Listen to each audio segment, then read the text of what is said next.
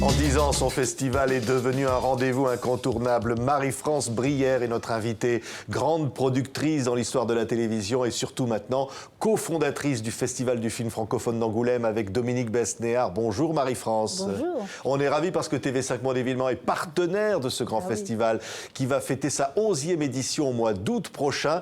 Et voici le livre des 10 ans qui donc est publié avec des photos exceptionnelles qui rappellent quelle aventure ça a été cette histoire, ce festival. Mais quand on a eu fini le livre, parce qu'évidemment j'ai voulu mêler tout, depuis la qualité du papier jusqu'au choix des photos, le choix du journaliste qui a écrit le texte, qui est Bertrand Ruiz, qui est une très grande plume de Sud-Ouest. Et quand le livre a été fini, je me suis dit, mais c'est extraordinaire, on a l'impression qu'on a un plan de carrière, tu vois, alors que on a fait comme on a pu. Hein. Oui, un plan de carrière, parce que toutes les plus grandes stars sont venues et viennent maintenant au Festival d'Angoulême. C'est-à-dire que maintenant, c'est devenu the place to be. Mais ça n'a pas toujours été comme ça, évidemment. Mais maintenant, effectivement, pour les grands producteurs, réalisateurs et distributeurs, le fait de venir à Angoulême est un gage de chance ou de... Tu vois, c'est presque superstitieux, l'histoire. Ouais. Mais au début... et on ramait, on voulait absolument... Bon, mais grâce à Dominique, qui est adoré du milieu du cinéma, moi, qui est un milieu que je ne connaissais pas.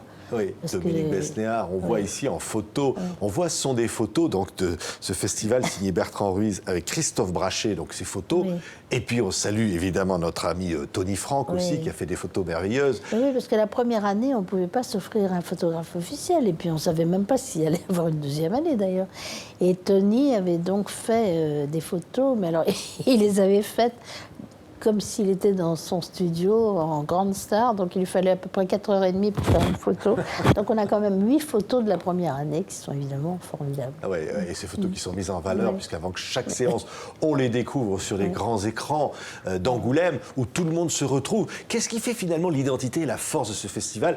La francophonie, il fallait avoir l'idée, c'est unique au monde. Oui, la francophonie, parce que ça nous a permis de découvrir des cinémas qui étaient même presque en avance par rapport à nous, comme le cinéma québécois, le cinéma belge, mais aussi le cinéma libanais, le cinéma africain. Chaque année, on invite un pays et on a découvert effectivement les films du Sénégal, du Burkina Faso, qui eux ont un très grand festival, comme tu le sais, au Burkina Faso, le FESPACO, et d'ailleurs c'est TV5 Monde qui nous a ouvert les yeux sur ce festival. Et des films, cette année, haïtiens. Oui, c'est Raoul ça. Peck. Vous nous annoncez donc Marie-France Brière, le pays invité d'honneur cette année, Haïti. Qui est Haïti. Haïti. Oui. Incroyable terre de cinéma mais aussi. Formidable. Raoul Peck nous a dit qu'on pouvait compter sur lui, sur son aide. Il connaît exactement tous les nouveaux metteurs en scène, etc. Bien sûr, on aura un hommage à Raoul Peck, qui est quand même un des plus grands cinéastes de la Caraïbe. Et puis la littérature, on avait reçu Denis Laferrière il y a quelque temps qui faisait partie de notre jury.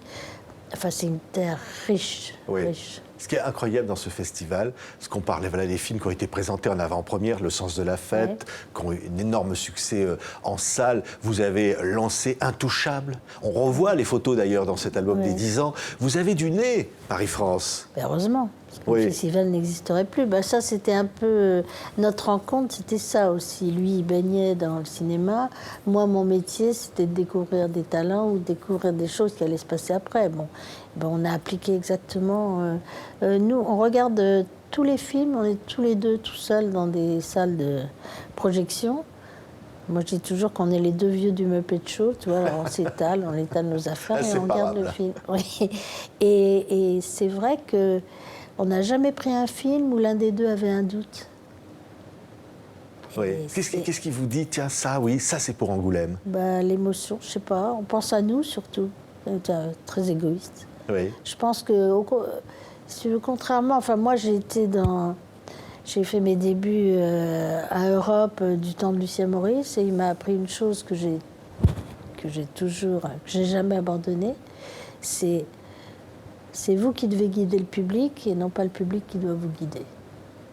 Donc on applique ça, je crois. Oui, ce que vous avez toujours fait. Alors là, vous le rappelez pour le coup, Marie-France Bruguière, parce que je disais, vous êtes une grande productrice. Il faut quand même rappeler, c'est incroyable, les Jacques Martin, les Collard Rochaud, les Inconnus à la télévision, les Roues de la Fortune, les Jeux de la Vérité. Vous avez lancé, imaginez la télévision, finalement, qui a été notre télévision. Mais on n'avait pas le choix. Hein. C'est-à-dire qu'il fallait absolument innover. Rien n'était dû. C'est-à-dire, mais c'était une époque aussi où il y avait très peu de formats américains, sauf La Roue de la Fortune, mais j'ai été l'acheter là-bas. C'est-à-dire qu'il ne s'agissait pas de copier, il s'agissait d'avoir les droits. Mais sinon c'était quand même la télévision de la création. Donc il fallait inventer des choses. Il fallait par exemple imaginer Fort Boyard. Vous avez imaginé Fort Boyard? Oh non, je n'étais pas toute seule. Hein. Il y avait Jacques-Antoine quand même. Mais c'est vrai qu'un jour, il m'a montré une carte postale du fort au milieu de la mer. Il me l'a montré comme ça. Et je lui ai dit, c'est un jeu de rôle? Et il me dit oui. Eh ben, d'accord, on le fait. On est parti comme ça. Et alors un jour, vous vous retrouvez au Québec. Et là, vous avez l'idée peut-être d'un festival. Non, moi je faisais, justement pour TV5 Monde, je faisais une série sur les alliances françaises dans le monde. Parce que moi, le français n'est pas ma langue natale, parce que je suis argentine, enfin franco-argentine, parce que mon père est passé par là. Et je faisais donc une série sur toutes les alliances françaises dans le monde. Et j'étais à Ottawa, donc en pleine anglophonie. Et je travaillais avec des techniciens de Radio-Canada, mais en langue anglaise. Et un soir, ils me disent, à 5 km de là, il y a un festival, il y a un type qui fait un festival de films francophones. Est-ce que tu veux venir? Je sais, il y avait de la neige, il y avait 4 mètres de neige. On a crapahuté jusqu'à Gatineau. Et en fait, c'était un exploitant de salle de cinéma. Il avait une espèce d'énorme grange au milieu d'autoroute. Et il avait 10 salles. Et donc, il passait des films. C'est la notion de francophonie, moi, qui m'a plu. C'est-à-dire qu'il passait des films québécois, français, belges, effectivement, certains films africains. Et parce que nous, en France, on a tendance à dire que la francophonie, c'est la France. Enfin, on est ceux qui défendent le moins la francophonie.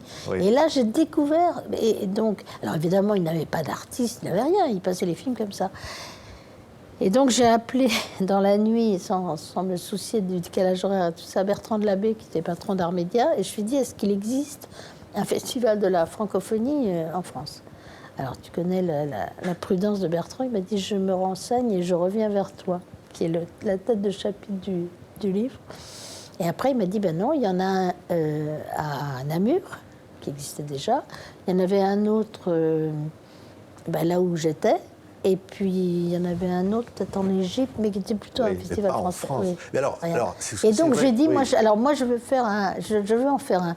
Alors, il y a eu un énorme silence à l'autre bout du téléphone, parce qu'il savait très bien que je connaissais rien du cinéma, moi. Et j'ai dit, je veux le faire qu'à la condition de le faire avec Dominique Besnéard. Et il m'a dit, mais appelle-le. Je dis, non, il ne me prendra pas au téléphone. donc il est intervenu pour qu'on puisse dîner ensemble. 4 heures du matin, et ben, après on avoir a dîné dîné avec ensemble. Dominique Besnéard. Il m'a chanté tout Sylvie Vartan à moi. Il m'a chanté tout Sylvie Vartan.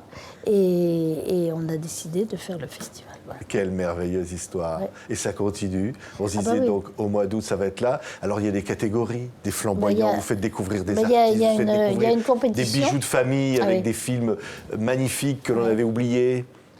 Et puis des hommages. L'année dernière, on a fait un hommage à Claude Miller. Cette année, on va faire un hommage à Jacques Deray. Et donc, avec Agnès, donc, qui était sa dernière femme et qui est une grande productrice de télévision de mes amis, donc qui va venir faire un hommage à son mari, ça va être bien. Oui, ça va être formidable, parce que derrière ça, il y a le public. C'est un festival populaire, c'est un festival où il n'y a pas finalement de barrière entre les stars et le public. Non, pas du tout, et en plus, les stars aiment beaucoup Angoulême.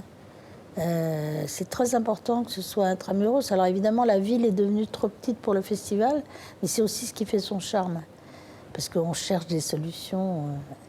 On va ouvrir un cinéma éphémère, on a retrouvé un vieux cinéma désaffecté qu'on va remettre en action le temps du festival. Non, je pense que le festival nous ressemble. Oui, il vous ressemble parce qu'il est passionné, artisanal, humain. C'est pas une machine. Non, puis maintenant, il faut absolument y participer. Enfin, c'est très important pour les pour les grosses sociétés de production. Ça, c'est Mais ça, c'est depuis le miracle intouchable. Hein. On a eu la chance que... C'est-à-dire qu'ils savent si le film est reçu à Angoulême, si ça va être un succès ou pas. C'est le test. C'est le test parce que le public est assez exigeant quand même. Et effectivement, si le film est très très bien reçu, standing ovation à l'appui, c'est de très bon augure. Et nous, ce qui nous amuse, c'est que jusqu'au mois de janvier, on retrouve les films qui sortent au fur et à mesure, y compris dans vos émissions, puisque vous êtes là et que vous interviewez absolument tout le monde, ce qui fait que vous pouvez, pendant 5 mois, parler des films qui sortent au fur et à mesure qu'ils sortent. On en est très heureux, Marie-France Brière. Film francophone d'Angoulême. Voici le livre publié aux éditions du FFA. Oui, mais on peut 10 ans d'histoire, 10 ans de bonheur, de sourire, de stars, de bonheur de cinéma. Je veux dire, si on a quelque chose à dire, vous, Marie-France, parce que là, il manque Dominique Besnéard. Oui, mais moi, je voulais pas qu'est-ce que vous venir, auriez envie de lui dire à Dominique? Vous êtes tellement inséparables, vous êtes tellement complémentaires tous les deux. Je l'aime. S'il nous écoute, là, il va écouter cette émission. Vous avez envie de lui dire quoi? Mais pourquoi il n'est pas là? Non, mais il pouvait pas. J'ai beaucoup insisté, il pouvait pas. Il viendra en janvier, je pense que vous l'invitez souvent.